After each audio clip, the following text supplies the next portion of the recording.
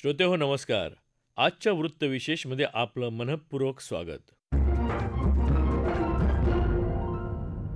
श्रोते हो, लोकसभा निवडणुकीसाठीच्या पहिल्या टप्प्याचं मतदान 19 एप्रिल अर्थात उद्या सकाळी 7 ते सायंकाळी 6 वाजेपर्यंत होणार आहे. 21 राज्य आणि केंद्रशासित प्रदेश मिळून 102 मतदारसंघात उद्या मतदान होणार आहे. यासाठी देशाची निवडणूक यंत्रणा सज्ज आहेच. पण मतदारांनीही आळस झटकून मतदानाला जाणं तितकंच गरजेचं आहे. मी एकट्यानं मतदान केलं नाही तर काय होतं, असा विचार जर कोणी करत असेल तर तुम्हीच चुकत आहात. तुमचा हाच विचार बदलण्याचा प्रयत्न आम्ही आजच्या वृत्तविशेष या कार्यक्रमातून करणार आहोत.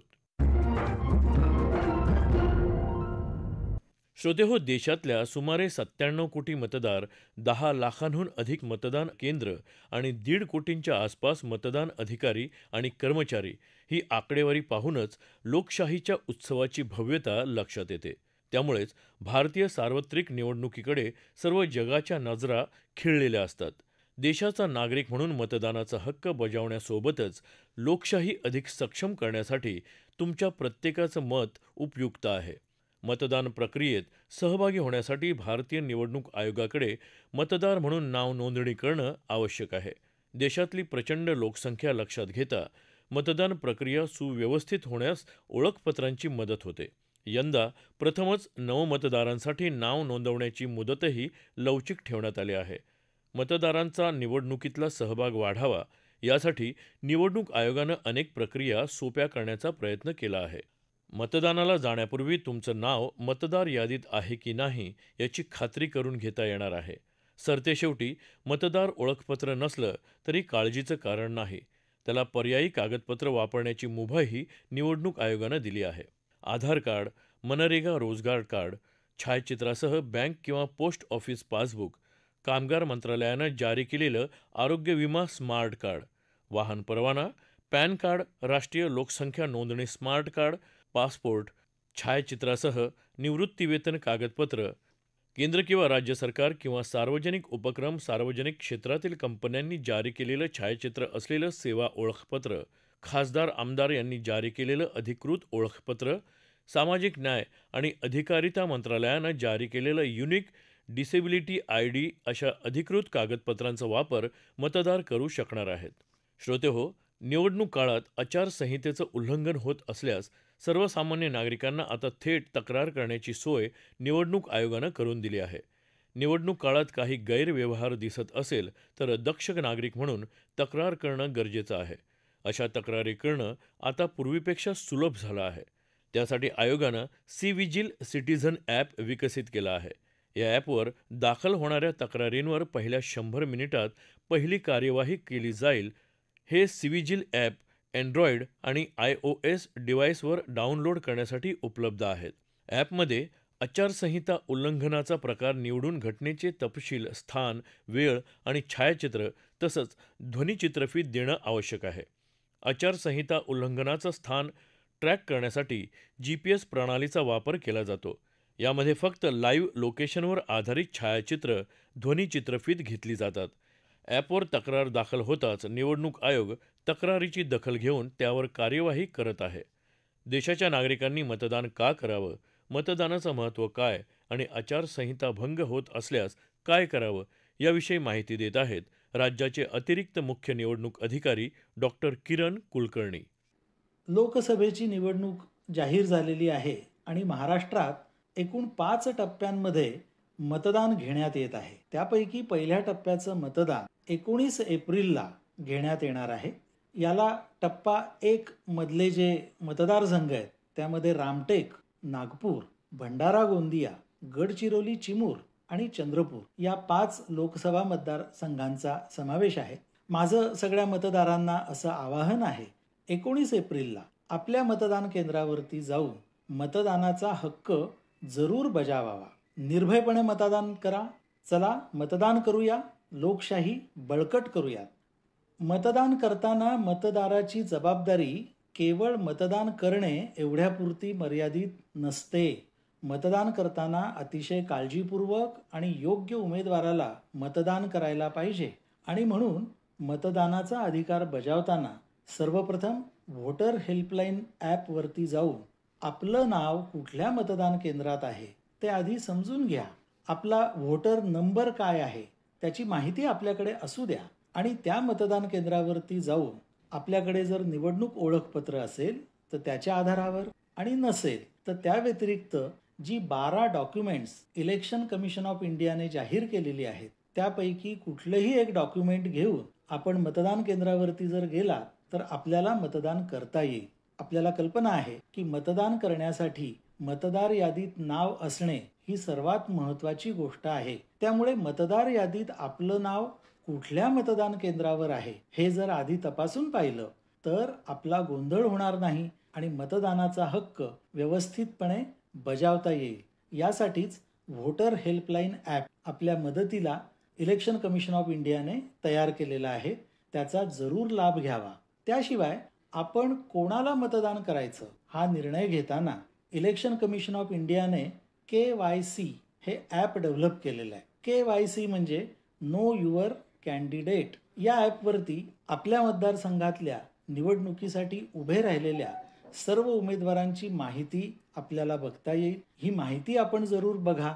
त्यांची सादर झालेली ॲफिडेव्हिट्स बघता येतील. आपल्या उमेदवाराची माहिती घेतल्यावर यापैकी कोणत्या योग्य उमेदवाराला मत द्यायचं याचा निर्णय आपल्याला घेता येईल. त्यामुळे KYC या ॲपचा उपयोग करा, उमेदवारांची माहिती घ्या आणि त्यापैकी योग्य उमेदवाराला जरूर मतदान करा. आणखी एक जबाबदारी आहे ती म्हणजे सी-व्हिजिल ॲपद्वारे आपण आचारसंहिता भंगाबाबतची काही तक्रार नोंदवू शकता. आचारसंहिता म्हणजे काय याची माहिती आपण जरूर करून घ्या आणि कुठे आचारसंहितेचा भंग होतो आहे असे आपल्या लक्षात आले तर त्याचा फोटो काढून सी-व्हिजिल ॲपवरती अपलोड करा. या फोटोचे व्हेअर अबाउट्स म्हणजे ठिकाण हे ताबडतोब जवळच्या निवडणूक यंत्रणेला कळेल आणि आमचे फिरते पथक तिथे पोहोचून आचारसंहितेचा भंग तातडीने थांबवतील. सी-व्हिजिल म्हणजे सिटिजन व्हिजिल. याचा अर्थ असा की आचारसंहितेचे पालन व्यवस्थित होता आहे किंवा नाही हे बघण्याची जबाबदारी केवळ निवडणूक यंत्रणेची नसून सर्व नागरिकांनी सुद्धा त्यामध्ये सहभागी व्हायला पाहिजे. याचबरोबर आपल्याला कल्पना आहे की मतदानाच्या आदल्या दिवशी अनेक प्रकारची प्रलोभनं मतदारांना दाखवून आपल्याला मत पडण्यासाठी त्याचा उपयोग व्हावा असा प्रयत्न काही राजकीय पक्ष आणि काही उमेदवार करू शकतात.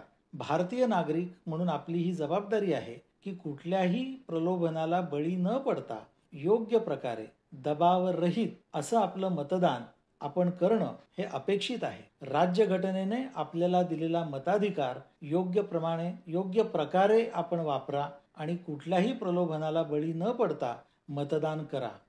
मतदानाचा अधिकार हा राज्यघटनेने 18 वर्षावरील प्रत्येक भारतीय नागरिकाला दिलेला आहे. हा फार मोलाचा अधिकार आहे. या मताधिकाराचं मूल्य आपण सर्वांनी समजून घ्यायला पाहिजे. हे मूल्य कुठल्याही पैशात मोजण्याजोगं नाही, कुठल्याही वस्तूत मोजण्याजोगं नाही. आपला मताधिकार हा अतिशय योग्य पद्धतीने योग्य उमेदवाराला आपला प्रतिनिधी म्हणून लोकसभेमध्ये पाठवण्यासाठी आपल्याला वापरायचा आहे.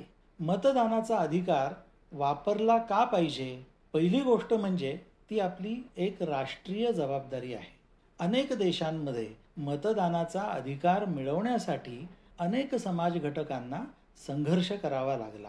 आपल्या देशामध्ये घटनाकारांनी प्रौढ भारतीय नागरिकांना मतदानाचा अधिकार दिलेला आहे. त्याचं महत्त्व ओळखून आपला देश कसा चालावा, आपल्या देशाचं कामकाज भविष्यामध्ये कसं असावं हे ठरवण्याची संधी प्रत्येक भारतीय नागरिकाला मिळते आहे. ही संधी गमावू नका. ही संधी घेताना योग्य प्रतिनिधी निवडण्यासाठी म्हणून प्रतिनिधींबाबत माहिती घ्या. त्यापैकी कोणाला मत द्यायचे याचा अतिशय सावधपणे आणि योग्य पद्धतीने असा निर्णय घ्या.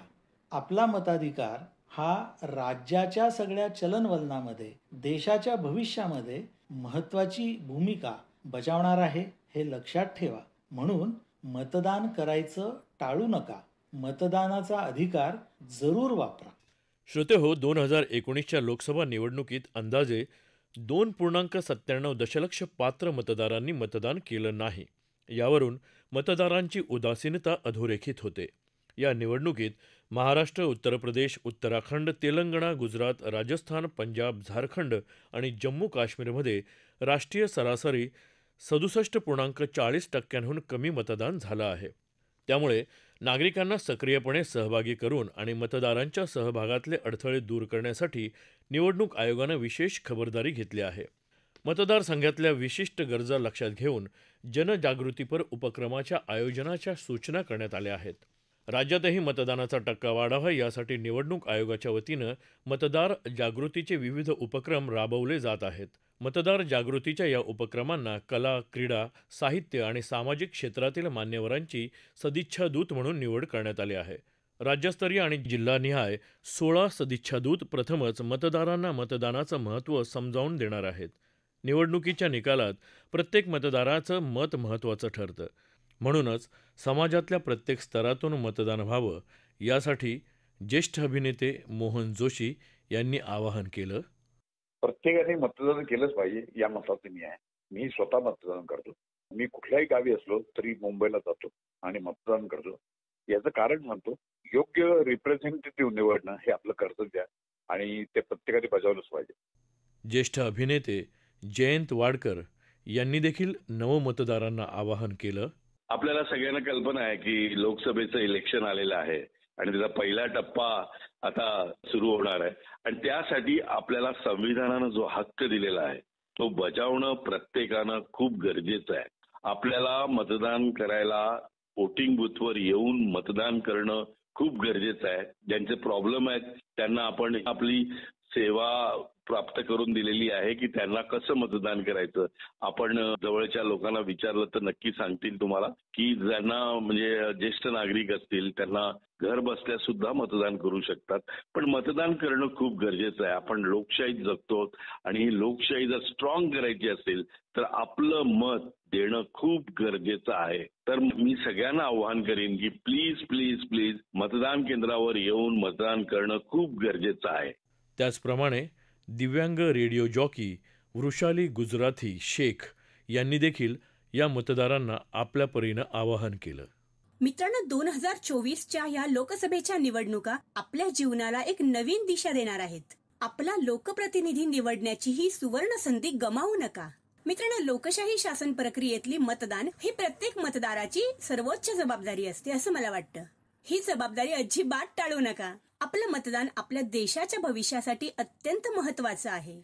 निवड आपल्या आवडत्या उमेदवाराचीच करा, पण त्यासाठी प्रत्येकाने मतदान केंद्रावर जाऊन मतदान अवश्य करा. लक्षात ठेवा, मतदान सर्वश्रेष्ठ दान. मी अंध असूनही स्वतः मतदान करणार आहे. मित्रांनो, आपण सर्व मतदारांनीही अवश्य मतदान करा. आणि हो, माझ्या अपंग बंधू भगिनींनाही विनंती आहे की आपणही अवश्य मतदान करावं. आपल्यासाठी निवडणूक आयोगाने विशेष व्यवस्था केलेली आहे. ह्या व्यवस्थेचा लाभ घ्या आणि सर्वांनी मतदान अवश्य करा. श्रोतेहो, जगातल्या सर्व लोकशाहीवादी देशांमध्ये आदर्श लोकशाही म्हणून भारताची ओळख आहे. मतदान हा देशाच्या प्रत्येक नागरिकाचा हक्क आहे. त्यामुळे मिळालेल्या या हक्काचा वापर प्रत्येक भारतीय नागरिकानं करणं क्रमप्राप्त आहे. देशाच्या उज्ज्वल भविष्यासाठी चांगला उमेदवार निवडून देणं हे मतदारांच्या हातात आहे. मतदानाद्वारे देशाच्या विकासात हातभार लावायची ही एक संधीच आहे. एक सुजाण नागरिक म्हणून कोणतीही सबब न सांगता प्रत्येकानं मतदान करणं आवश्यक आहे. श्रोतेहो, आपला वृत्तविशेष हा कार्यक्रम आपण न्यूज ऑन AIR या ॲपवरही लाईव्ह ऐकू शकता. यासोबतच आमच्या मुंबई एअर न्यूज या यूट्यूब वाहिनीवर कार्यक्रमाचं ध्वनिमुद्रण आपल्याला कधीही ऐकता येईल. याबरोबरच आजचा वृत्तविशेष हा कार्यक्रम संपला. हा कार्यक्रम आकाशवाणी मुंबईच्या प्रादेशिक वृत्त विभागानं सादर केला. संपादक आणि सादरकर्त्या सरस्वती कुवळेकर, निर्मिती सहाय्य त्रिशरण कांबळे, समन्वय आणि लेखन मनीष कुलकर्णी आणि निवेदन शैलेश मोहिते.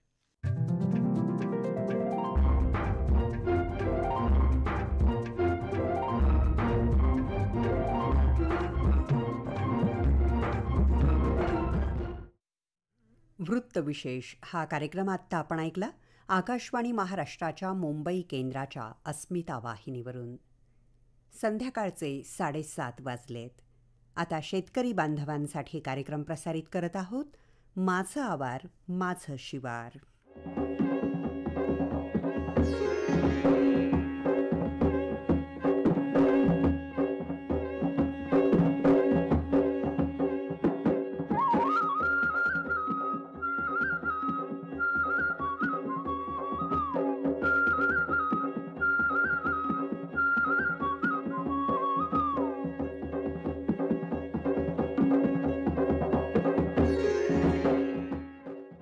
शेतकरी बंधू भगिनींनो नमस्कार. माझा आवार माझं शिवार कार्यक्रमात आपलं स्वागत. मंडळी, आज आहे गुरुवार, भारतीय सौर दिनांक 29 चैत्र शके 1946, इंग्रजी कालगणनेनुसार 18 एप्रिल 2024. आज आपण ऐकणार आहोत राज्यस्तरीय कृषी प्रसारण. शेतकरी बंधूंनो नमस्कार. आजच्या आपल्या राज्यस्तरीय कृषी प्रसारणामध्ये आपण ऐकणार आहोत उन्हाळी हंगामामध्ये हिरव्या चाऱ्यासाठी एकदल आणि द्विदल वर्गीय पिकांचं व्यवस्थापन याविषयी राहुल काळे, वरिष्ठ संशोधन अधिकारी, मध्यवर्ती संशोधन केंद्र बायफ, उरई कांचन पुणे यांची सोनाली गोगले यांनी घेतलेली मुलाखत.